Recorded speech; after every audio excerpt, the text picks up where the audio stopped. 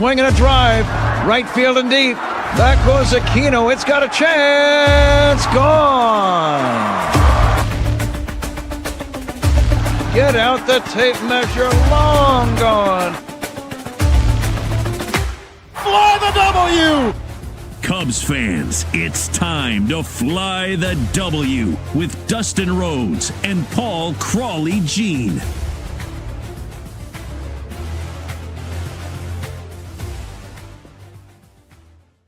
All right, Crawly, this is the Cubs Fly the W podcast. We are part of the Blue Wire Network, and this is episode 67 of season number 4. And the Cubs, Crawly, they are looking to rebuild that bullpen. Don't forget to listen, download, subscribe, mostly review the podcast. Follow on all the socials. I'm at Mully and Haw on X. You can follow me at Crawly's Cubs on Blue Sky, TikTok, X, and Crawly's Clubhouse on Facebook, Instagram, YouTube, and Threads. You can email us at crawlysclubhouse@gmail.com. And boy, Dustin, it was since the last time we talked. I did go to that Chicago Sports Spectacular. And how did that work out, Crawly? Remind everybody before we get too deep into the weeds here. Yeah, it was a lot of fun. I just had a lot of friends that were there. My Cubs convention roommates were there. A lot of people that came in for this.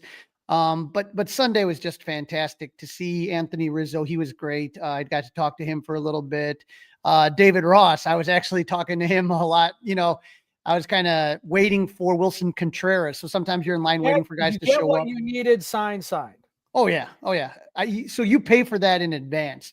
It's kind of some of the cool moments that you capture in there. I got a Sports Illustrated signed by Anthony Rizzo that has him and Bryant in the final out. I got a lot of cool signatures. I got to talk to Rick Monday, who was a fantastic guy. But like a cool moment I had is I got to see, when Wilson came out to sign autographs, they had him next to David Ross. So, Wilson tapped him on his shoulder, and Ross, he saw him, and they were hugging each other. And they were hugging each other. So is that a little overplayed, like that there was something there, or do you think there was something there and they've outgrown it?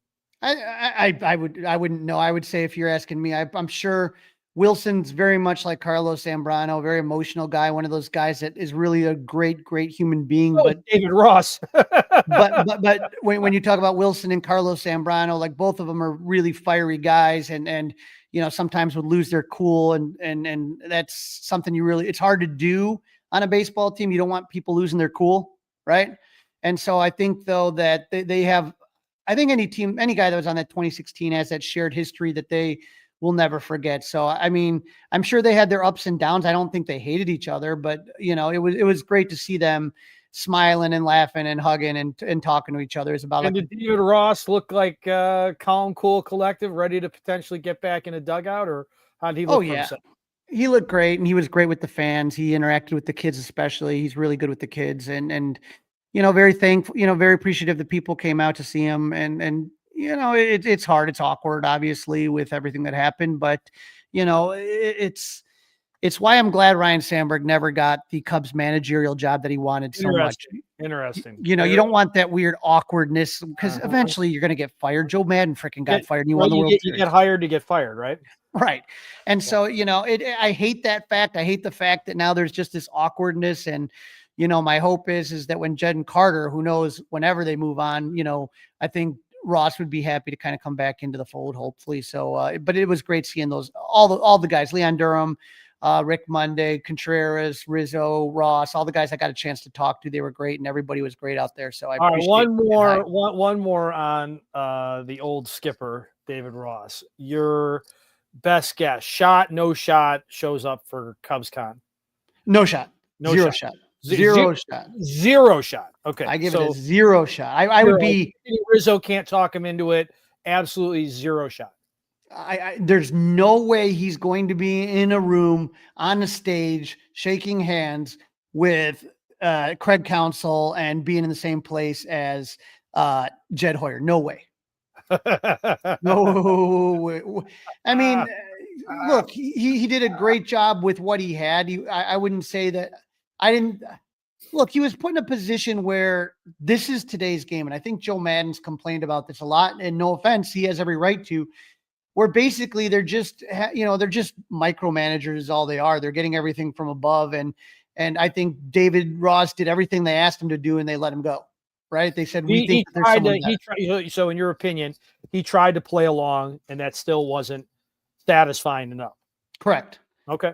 All right. And again, you gave a guy who never managed a team the reins of one of the most famous franchises. He's going to make mistakes. There's going to be errors. And you can see how a guy like Craig Counsell with a lot of experience, how well he managed the bullpen, how well he did what he did. You know, those are things that you learn on the job, right?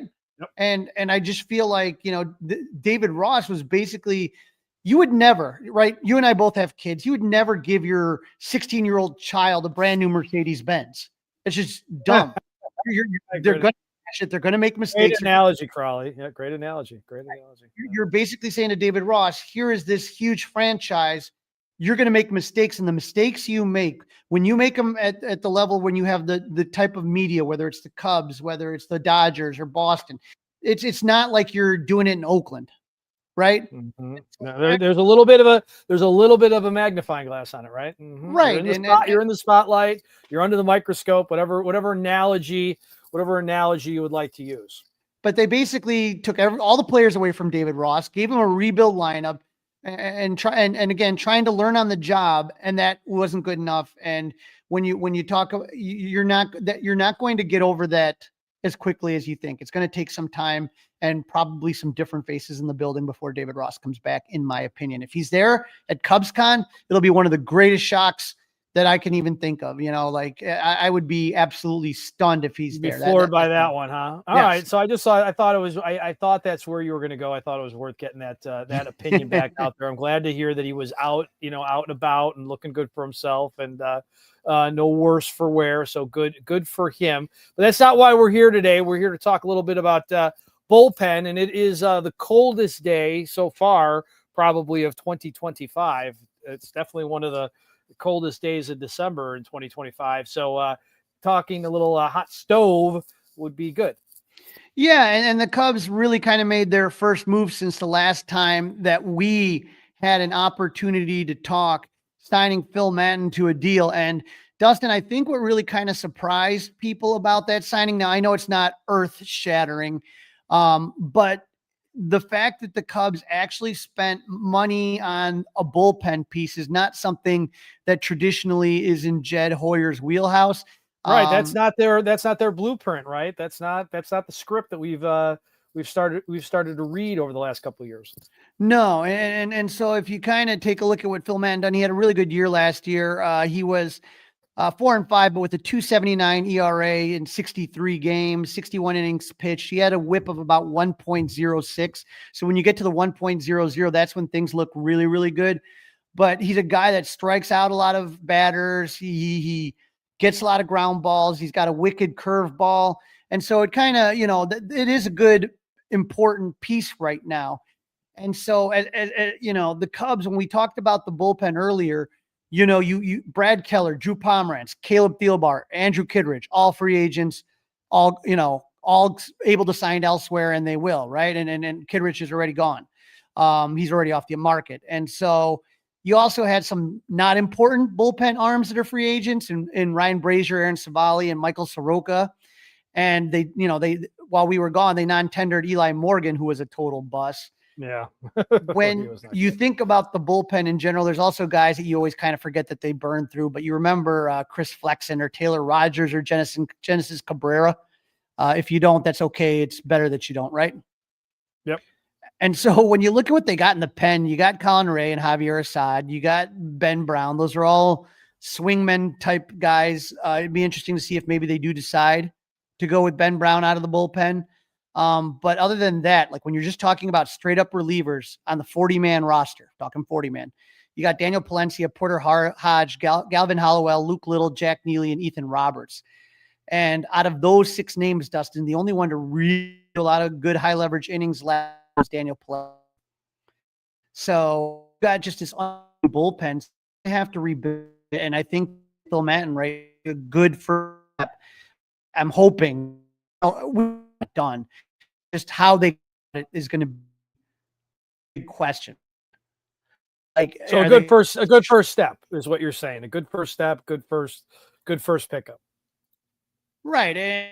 Jed and Carter, they have found those diamonds in the rough. Like, we weren't expecting Pomerantz and Keller to be the most important bullpen arms in 2025, right? Right, but this is not a diamond. This is not a diamond in the rough. This signing, that's what makes it interesting. This signing is not a diamond in the rough. This guy's got a resume. He's got a back of a baseball card, if you will. Right, and I'm hoping it works out better because it seems like the guys that have the resume are the ones that Jed and Carter struggle the most with, right? When you talk about Ryan Presley or Hector Neris or Brad Boxberger, but Phil Matten shouldn't be any of those things. I think it's a good start, but you want to add more, and hopefully they do. But you saw Devin Williams, how, people were thinking, okay, maybe reunites with his old skipper, but all he does is head over to the opposite side of town in New York, going with the Mets. But I would just prefer that they have a nice established bullpen day one. I mean, you're always going to be kind of figuring it out, but I'd like that not to be a weakness to start off the season. For the Cubs, it usually kind of seems like it is a little bit of a weakness. And then once everything kind of gets established, then all of a sudden it starts to become a strength of the team. I'd rather hopefully it start up hot out of the gate, All right. So let's talk about the first big free agent domino that fell. I think it was on Black Friday, if I'm not mistaken. I think it was on Black Friday that the first big domino fell, and the Cubs supposedly, rumoredly, were kind of sort of involved until they weren't. Yeah, I mean, I guess it's one of those things. Dylan Cease is going with the AL champion Blue Jays, right? And so when we talk about it, I think you and I both were very interested in having him when we talked about the starters that were available on the market. It's just, I feel like I'm not trying to criticize Jed or anyone and this and that, but it's kind of like, right. It's just, you're a big market team. And I just kind of keep hearing, when it gets past it to a certain point, they're not comfortable. Right. So Cease is going to the Blue Jays, 7 years, $210 million contract. Right. But Dustin, for some reason, the Cubs don't like to spend a lot of money on pitchers. They don't like to spend north of $200 million on anybody. They don't like long-term contracts, and they don't like deferrals. And now, according to Patrick Mooney, right? Now, Patrick Mooney is the one who was reporting that once it got in the $200 million area, the Cubs said thanks, but no thanks. Correct. Okay. And that's what is frustrating, because yes, it is $200 million, but when you look at it in real dollars, when you talk about the deferrals, it's more like the 185, 190. Right. Now, there are other guys, right? There are other guys, though, that there is connections that the Cubs might be looking into. Yeah, and I know that Bruce was on 670 The Score, Bruce Levine, and he was dropping Bruce bombs all over the place today. But the guy that is, obviously most on the radar is Tadasuya Imani, and here's what Bruce had to say about him. Here's the thing about the Chicago Cubs that we don't realize. They're a big market team, even though people have accused them of not spending like a big market, and they can absorb some failures. Every team must be able to absorb it. You can't be perfect with everything. This is the best pitcher out there. He is a swing and miss type guy, which they need to go along with Horton. This is your guy. And Jed Hoyer has made a study of Japan over the last 5 or 6 years, taken numerous trips there. I think this is the guy for the Chicago Cubs. So a Japanese pitcher, another Japanese pitcher. Haven't they been burned by a Japanese pitcher before, Crawly? I still think that everybody's, again, if we do find out something about Shota, I don't know. I don't want to say that. I guess my only issue, he is 27. He does throw high pitches. He's undersized. 5'11", 154. I mean, he doesn't have a lot of meat on his bones there. No. But remember, with the Athletic, they made the prediction 7 years, $154 million. I mean, I'm not. I would prefer somebody that has just more of a resume in the United States. Maybe he is going to go there. But if you're talking 7 years, 154, when the Athletic does these, it's just kind of like a baseline reading. You know what I mean? And so that's not to say it may not go up if it kind of gets heated. I don't know. That is one name that is a potential right there. The other that we've talked about before is Michael King. Mm-hmm. And Bruce had more to say about the other San Diego pitcher that is on the market.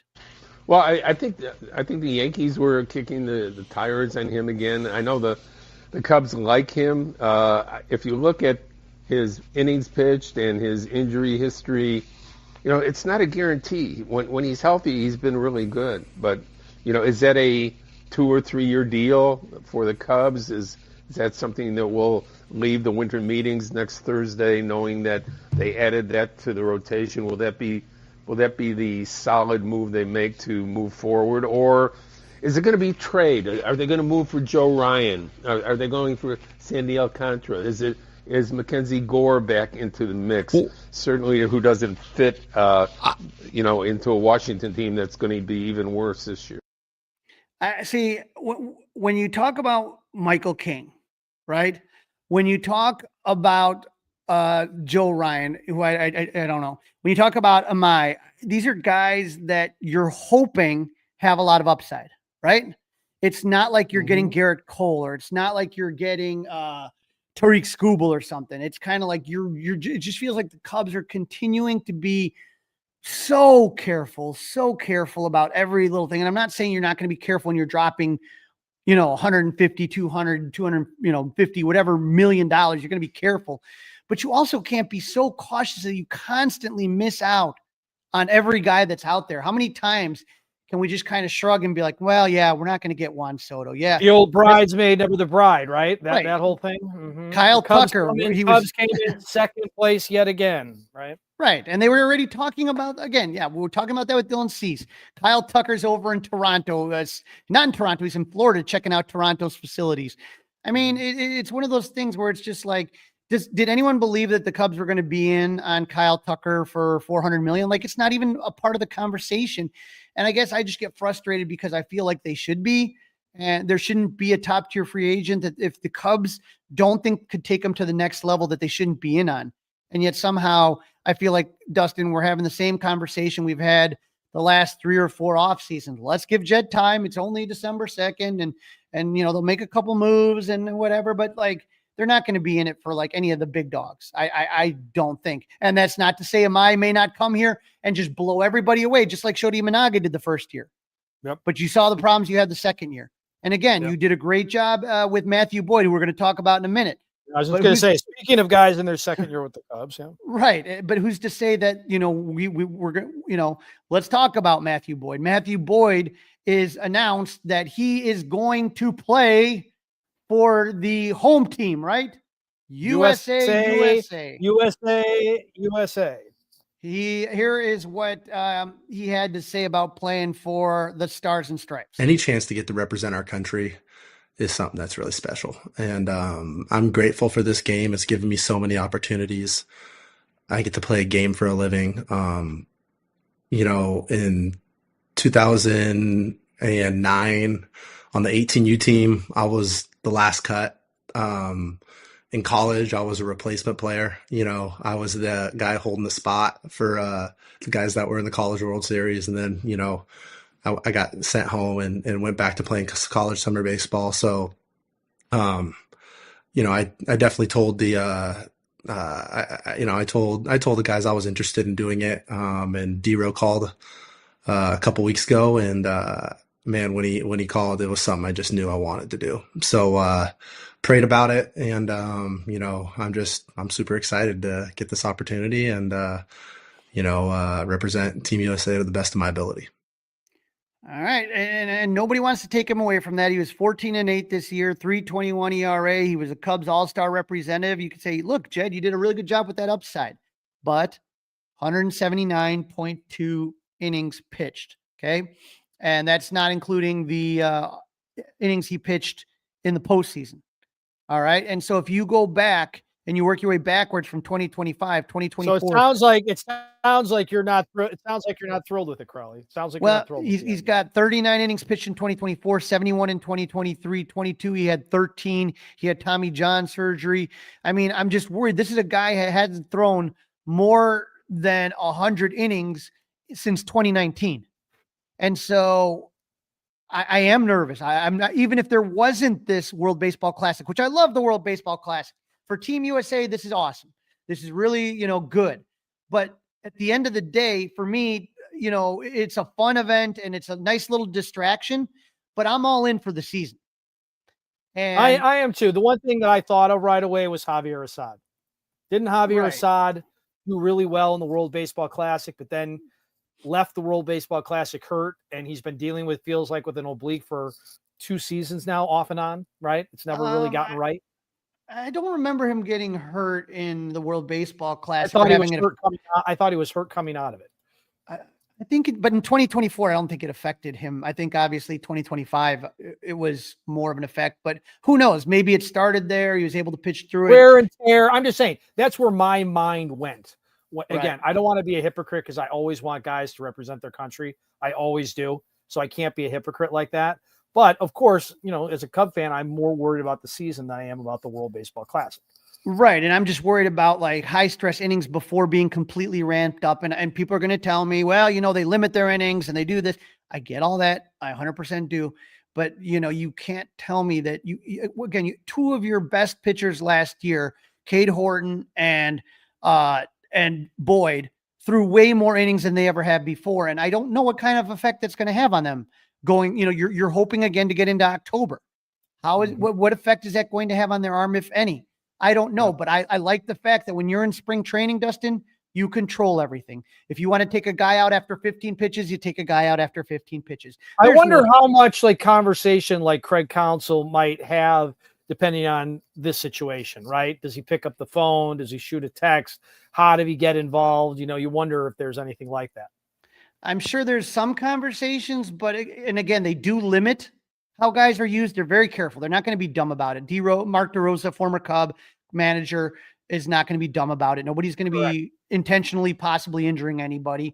But again, I just like the controlled setting of spring training.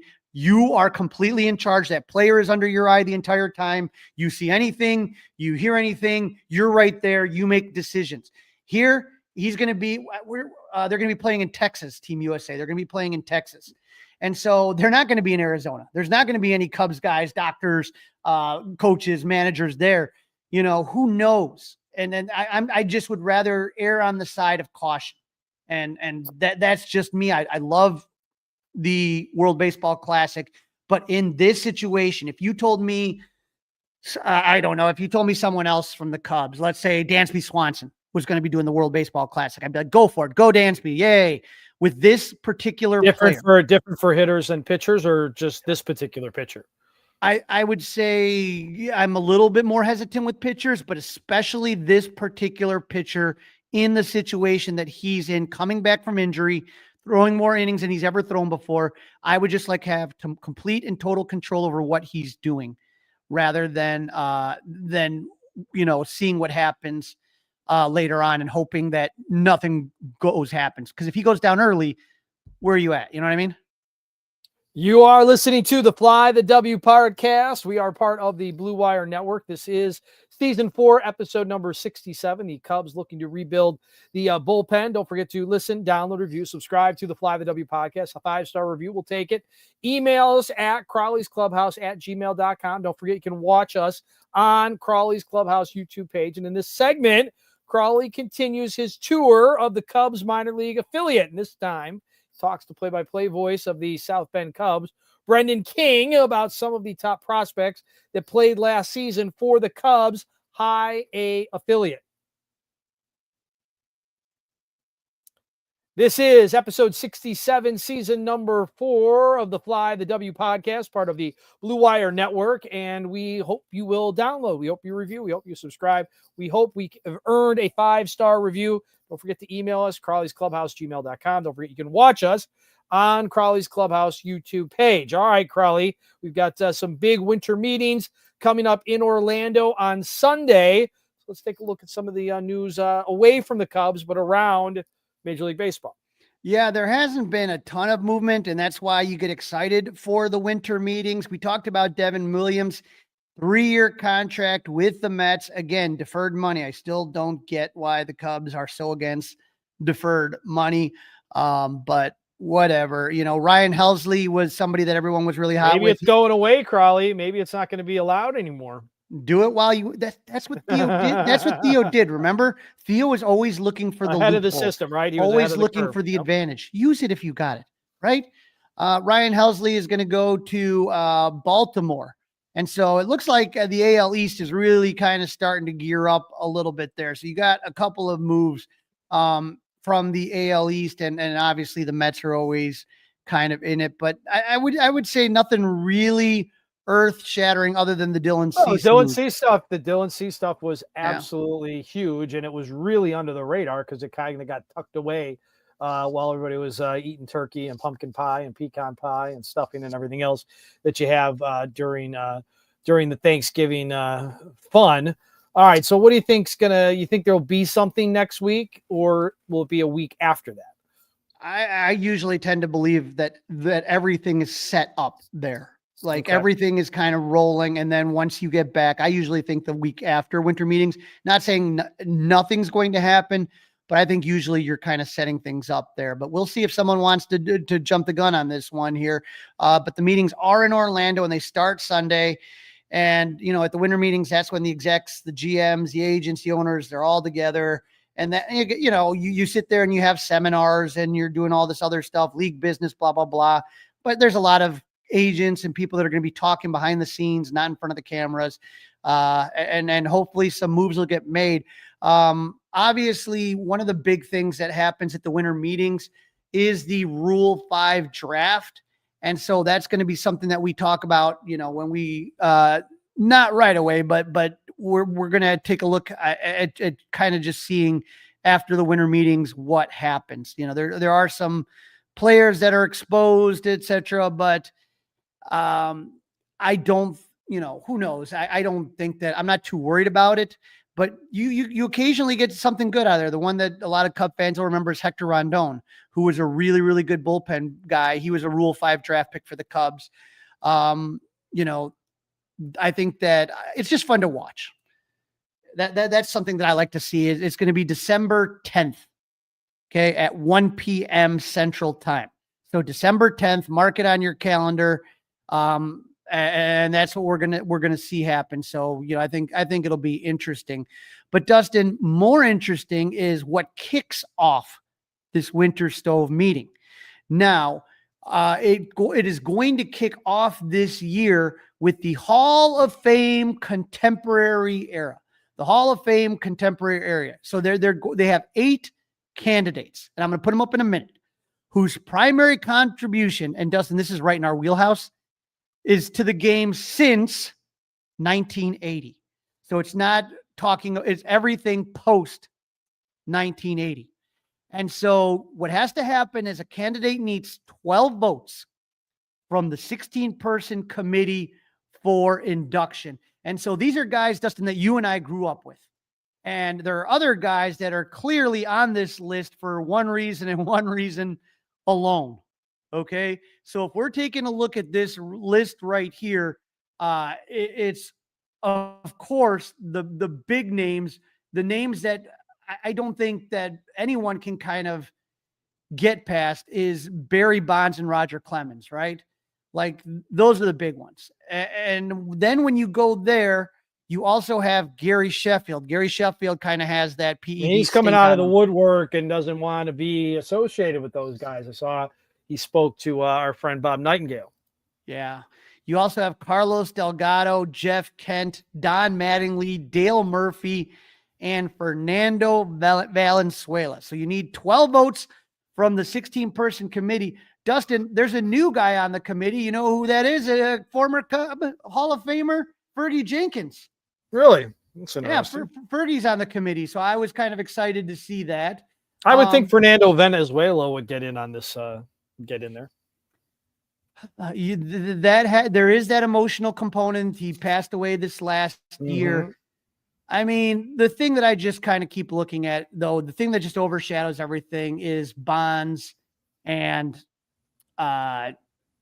obviously Clemens. I mean, what do you got? 7-time Cy Young, 7-time MVP. I mean, I guess here's the question. Here's what I got to say. And I think you probably protect this a little bigger than I do. but like they didn't need the drugs to be Hall of Famers. They probably needed the drugs to prolong their careers. And they probably did the drugs because other people were doing the drugs and they wanted to stay ahead of those people that were doing the drugs, in my opinion. So at this point, this topic to me testing 1 2 is so old. It's so old and tired. This whole arguing about these guys. Either let them in or don't, and let's move on. No, Crawly? Can you hear me now? I can hear you. I hear you. All right. You've got a I'm slide sorry, what were up. you You got a saying? slide. You got a slide up that I don't know if that's what did it or what.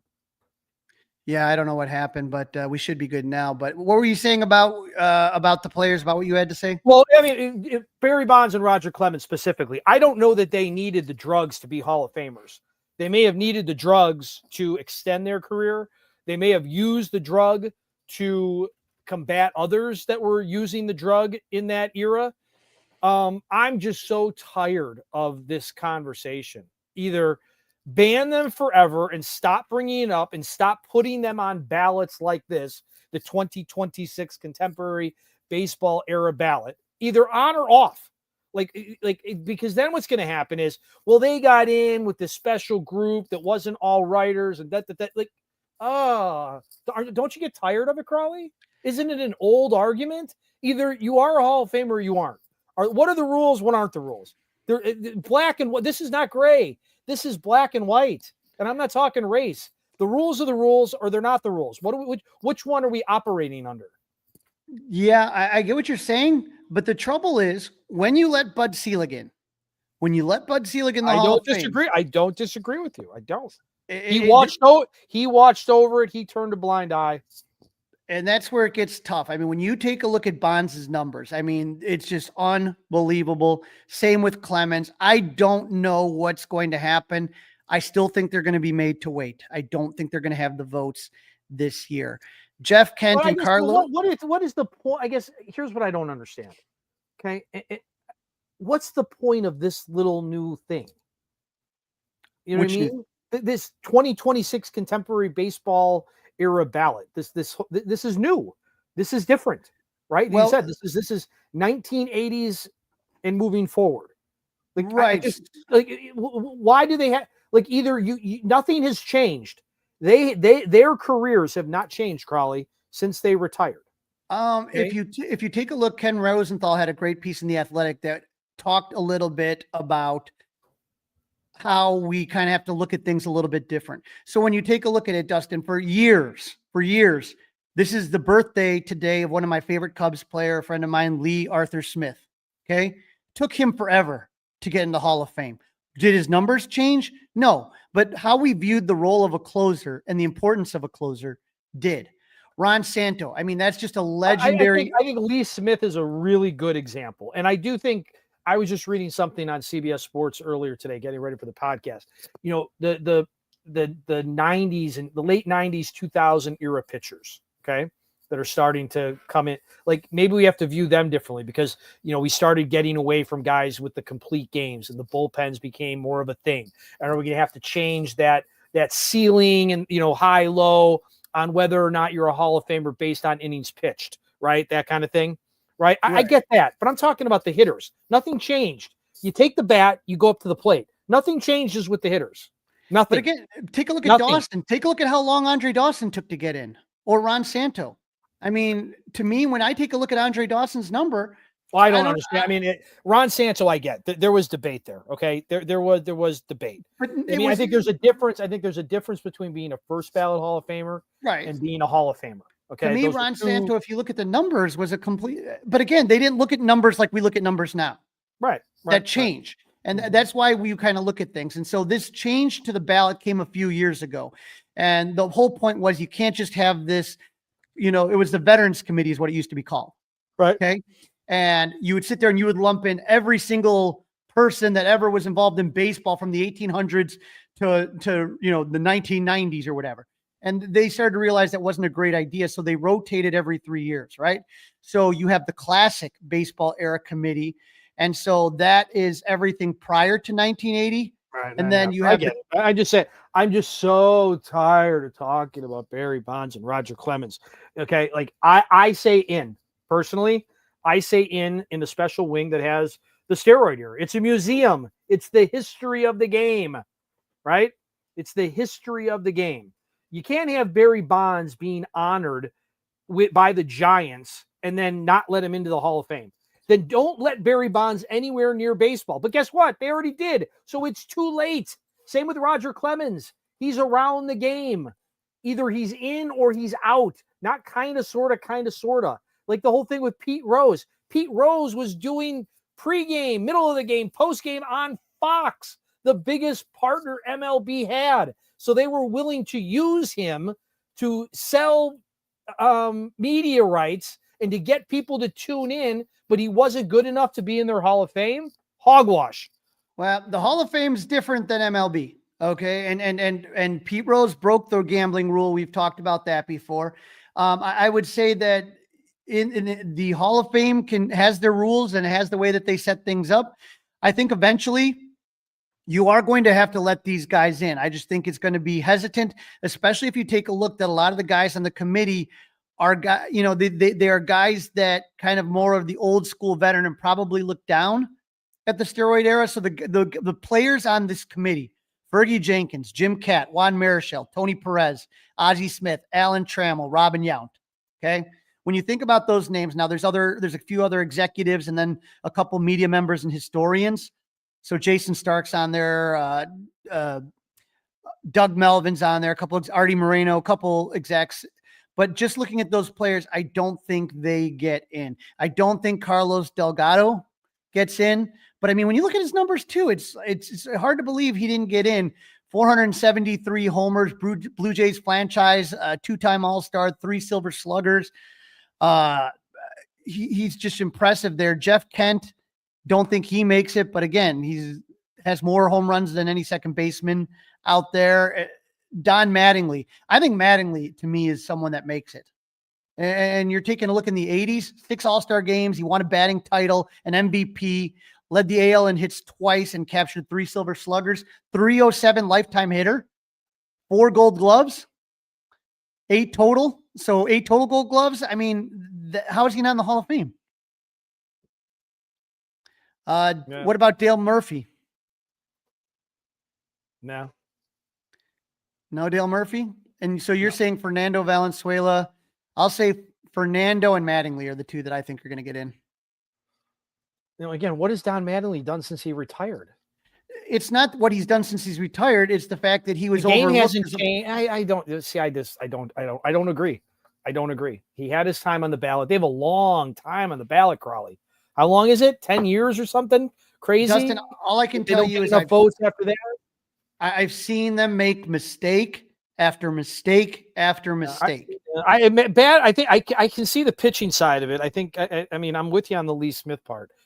Not Don Mattingly. So when you take a look at when you take a look at numbers and you take a look at the numbers of Ron Santo compared to say a modern day third baseman, those aren't the numbers you expect. But you can't compare a third baseman from 1963 to a third baseman in 2025. It's a different game. The dead ball era, different things. I think that he wasn't. We talked about how Cal Raleigh, if he was playing in New York, would have been the MVP in the AL, correct? Mm-hmm. I mean, I think there are just certain guys that get overlooked. Maybe the markets they're in. Maybe they didn't get along like Ron Santo with members of the media at the time, especially the East Coast media. I'm just saying they've made mistakes and times where I just sit there. The most egregious mistake the Hall of Fame ever made was not putting Buck O'Neil in. I'm going to always that I will go to my grave on that one. And that was just an embarrassment. So I just have seen this happen over and over again. So I'm going to sit there and I'm going to take a look at some of these guys.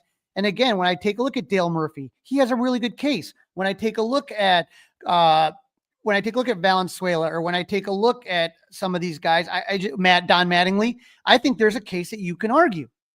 If you told me, would you rather have Don Mattingly or some, just say Harold Baines, which isn't a good example because that was another contemporary era one. But, I I think that Don Mattingly, if you ask anybody in 1980s, was one of the great baseball players. I don't understand how he's not a Hall of Famer. So I think he will be in there. I think sometimes when you take a look at the legacy of player left, obviously Fernando Valenzuela falls into that committee as far as what he did, not only during his career, but as far as his impact on the game, especially for Mexican Americans. I think that's something you think about now. So I am not 100% on the writers didn't get it right, or the writers didn't do it the first time. I think the writers have bias. I think the writers have mistakes. And I think that writers learn things later on. And sometimes if you take a look at some of those Hall of Fame ballots, you sit there and you shake your head. Some of these guys, I wonder if they're still watching baseball. So, all right, let's talk about something we can't agree on then, Crawly. Let's talk about the return of the Field of Dreams game. That's a good story. That's a feel-good story right there. And I can tell you that you may be asking, okay, well, what's going on with the Field of Dreams? It is back. Remember that the last time the Field of Dreams game was played was in 2022. So the first one, 2021, was White Sox versus Yankees. That was an exciting Tim Anderson walk-off. And then the Cubs beat the Reds in 2022. I was there. And I can tell people it was one of the greatest baseball experiences of my life. And I have been to a lot of amazing baseball experiences. I would definitely say, to me, that is one of the best ones that I have ever experienced. And so I will say that if you have a chance to get out there, it'd be really good. Now, here is my caveat. When I went last time, it was amazing. There was literally the house, the movie set, the field that they played on in the movie. You went through the cornfields, and there was a tiny little stadium. Okay. Since then, and the reason they haven't had it from 2023 to 2025, Frank Thomas and a group of investors have done a huge redevelopment and made major renovations. It's now a large youth baseball and softball complex. There's dormitories. There's a hotel. I don't know exactly how this is going to look. I haven't seen any pictures. This was an artist rendering, which is nothing what I saw back in the day. If you take a look at all, there's 4, 6, 7, at least 8 or 9, 10, 11, 12 diamonds. I mean, there was none of that. There was the little field that they played upon, and another little field where there was a small amount of fans there. So I don't know how this is all going to play out. I hope it's going to be just as good as I remember it. But for Cub fans, if you are interested, one more Cubs connection here. On August 11th, the game's going to be played August 13th between the Phillies and the Twins. On August 13th, the Iowa Cubs will take on the Twins AAA affiliate. So a little Cubs connection. If you maybe want to just go out there and see it and take a look at the AAA Cubs, I think that'll probably be an easier ticket to get, and it's an amazing experience. Right, a little easier ticket to get. Very good point there, Crawly. That's a wrap. Don't forget to listen, download, review, subscribe to the Fly the W podcast. Email us your thoughts, questions at Crawly's Clubhouse, gmail.com. And you can watch us by subscribing to the Crawly's Clubhouse YouTube channel. Crawly, next time we get around, are we going to talk about we got any Cubs caroling coming up? Is that coming up? We do have Cubs caroling. We will be talking about it shortly. It is set. Unfortunately, we had our date set December 20th, Saturday night. And of course, the Bears and Packers flex to that day. So that is just our luck. That's going to be a big night.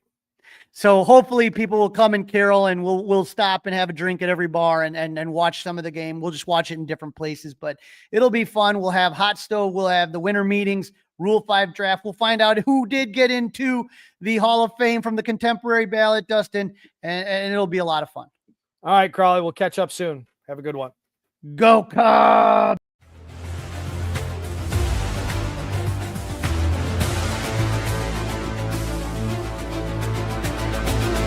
It's all over.